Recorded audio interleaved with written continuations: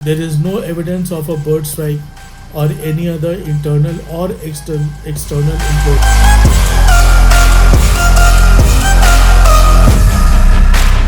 Company का contract terminate कर दिया था because of Turkey's anti India stance. लेकिन इनके आदमी गए कहाँ?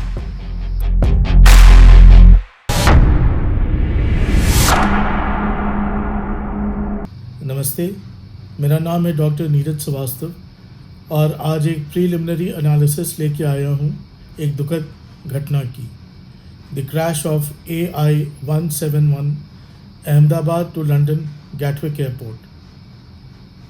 Though the actual decoding and reconstruction of events leading to the crash will take a few more days or weeks, the crucial question remains: ये sabotage था या mechanical failure या pilot error?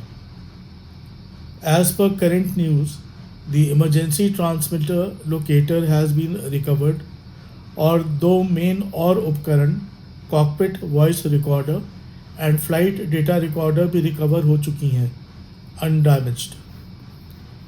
इनको नॉर्मली टेल सेक्शन में रखा जाता है क्योंकि ज़्यादातर in every aviation accident the tail section is the least damaged.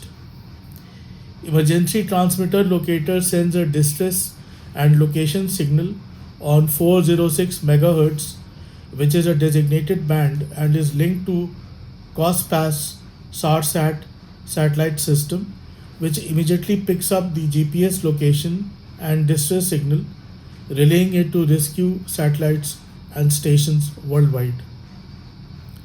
The cockpit voice recorder एक और अत्यंत important instrument है to decipher क्या हुआ था। ये cockpit की हर आवाज़, conversation, radio transmissions, flight deck alarms और इंजन साउंड्स को रिकॉर्ड करता है, which gives a very clear idea of what was happening prior to the crash. The other important equipment is the flight data recorder और FDR, जो flight के 88 critical parameters को continuously record करता है, including engine performance, hydraulics, electronics, mechanics and हज़ारों और flight details. The CVR and FDR are collectively known as the black box, although they are orange in color for easy detection in crash sites. जब तक कि aviation experts, including those from the Bureau of Civil Aviation Security, the Directorate General Civil Aviation India, the Boeing Company experts, Air India, aviation crash experts की final report नहीं आती है, till then we just have theories and opinions. Air India 171 ठीक दोपहर के 1:38 local Ahmedabad time पर take off करती है और 30 सेकेंड बाद ही गिर जाती है। इस 30 सेकेंड की फ़्लाइट में ये करीब 625 फीट ऊपर जाती है और करीब 1.5 किलोमीटर की दूरी तय करती है। The airspeed of flight A171 at that time was just over 320 kilometers per hour. क्या ये इंजन फेलियर था? अगर आप available takeoff video footage को देखें तो ये साफ दिखता है कि अहमदाबाद एयरपोर्ट रनवे 23 की 3,500 मीटर लंबी है, उसको ऑलमोस्ट पूरा इस्तेमाल किया।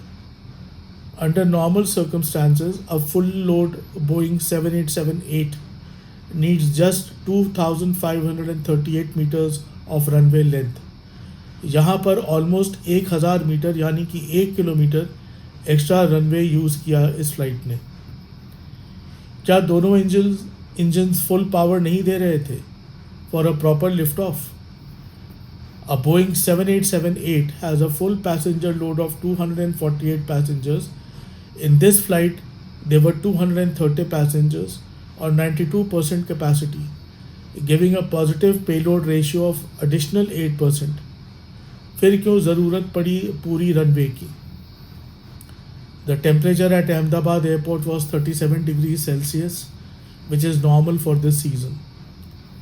As a layman, I can only observe the following. First, aircraft लग रहा है कि बहुत स्ट्रेन करके लिफ्ट ऑफ कर पाया है using the full length of the railway with no safety margin.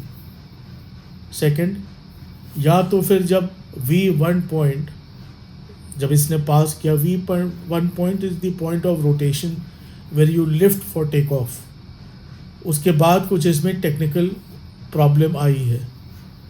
Number 3, there is no roll और yaw is the left or the right dip in an aircraft। जब भी कोई टेक्निकल स्नैग आता है including your engines और flame offs, तो उसमें aircraft के इंजन्स पूरे फ्यूसलाज को जिस तरफ परेशानी है या जिस तरफ जो टेक्निकल प्रॉब्लम आई है उधर ये डिप करता है, और फिर पायलट इसको मैनुअली या with all the hydraulics in place इसको फिर वापस लाता है, ओवर कॉम्पनसेट होता है, तो फिर ये राइट को डिप करता है। तो this your position is also not there. अगर एक engine, this is the 4th point now, अगर ये एक इंजन फेल करता तो एयरक्राफ्ट एक बार कॉम्पेंसेटरी स्विंग लेता पावर्ड साइड की तरफ। Not happened here. यही बात थी कि अगर जैसे कुछ लोग कह रहे हैं कि इसका एक इंजन फ्लेम आउट कर गया, तो अगर इंजन फ्लेम आउट करता है तो जिस साइड पे पावर्ड है, मतलब अगर हमारा ये लेफ़्ट इंजन अगर काम करना बंद करता है, फ्लेम आउट करता है, तो एयरक्राफ्ट जो पावर्ड साइड है, जो हमारी राइट साइड जो पावर्ड है, उधर की तरफ ये स्विंग करती है। The whole fuselage goes to the right side as a compensatory move. 5th point है, एयरक्राफ्ट जब क्रैश किया है उस समय नोज अप पोजिशन में नीचे की तरफ सेटल करता है। There are no violent dives. ये अगर आप देखें तो जैसे कि कोई भी एयरक्राफ्ट एक स्मूथ लैंडिंग के समय जैसे नोज अप पोजिशन में लैंड करता है। Nose up because your under carriage, जो मेन अंडर कैरेज की जो व्हील्स हैं बड़ी वाली, वो पहले रनवे पे आती हैं, और जब वो स्टेबल हो जाती हैं उसके बाद नोज़ को डाउन करके जो छोटा नोज व्हील है वो आता है। So this is in the nose up position for a perfect landing. Pilot के लास्ट वर्ड्स है, mayday mayday, we have no thrust no lift.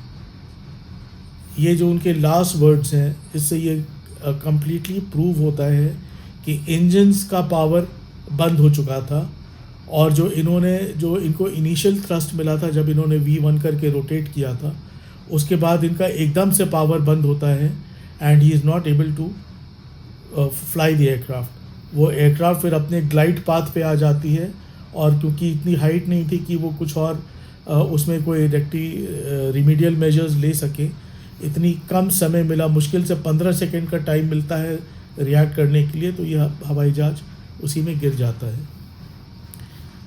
और ये एक थ्योरी है, क्या ऐसा इम्पॉसिबल इवेंट हो सकता है कि दोनों इंजन्स में एकदम से फ्यूल सप्लाई बंद हो गई हो? An advanced airliner like Boeing 787 Dreamliner has multiple backups and such an occurrence is next to impossible. इसमें first level, second level, third level, multiple levels के बैकअप्स होती हैं इस तरह के एयरलाइनर्स में। सो अगर एक में फेलियर होता है तो सेकेंड टेक्स अप, उसमें भी फेलियर होता है, third takes up, and there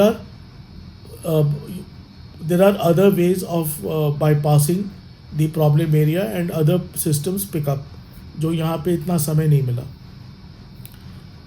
8वां number, there is no evidence of a bird strike or any other internal or external implosion.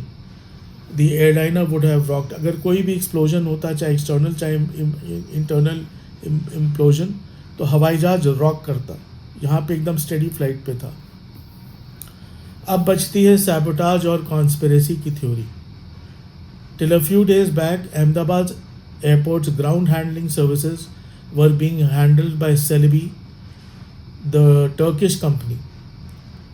Recent Indo Pak conflict के बाद around the 20th of May, Ahmedabad airport authority ने इस Turkish company का contract terminate कर दिया था because of Turkey's anti India stance and its security risk. लेकिन इनके आदमी गए कहाँ? कंपनी तो टर्मिनेट हो गई, पर इनके ये जो काम करते थे, ये ग्राउंड हैंडलिंग स्टाफ गया कहाँ? The new ground handling companies ने इनको एब्जॉर्ब कर लिया, क्योंकि एविएशन इतना स्पेशलाइज सेक्टर है कि इसमें आपको तुरंत ट्रेंड आदमी नहीं मिल सकते हैं। तो कंपनी तो बंद हो गई, कॉन्ट्रैक्ट उनका खारिज हो गया, बट उनके आदमियों ने पोशाक बदल के अब जो नई हैंडलिंग कंपनीज थी उसमें ज्वाइन कर लिया।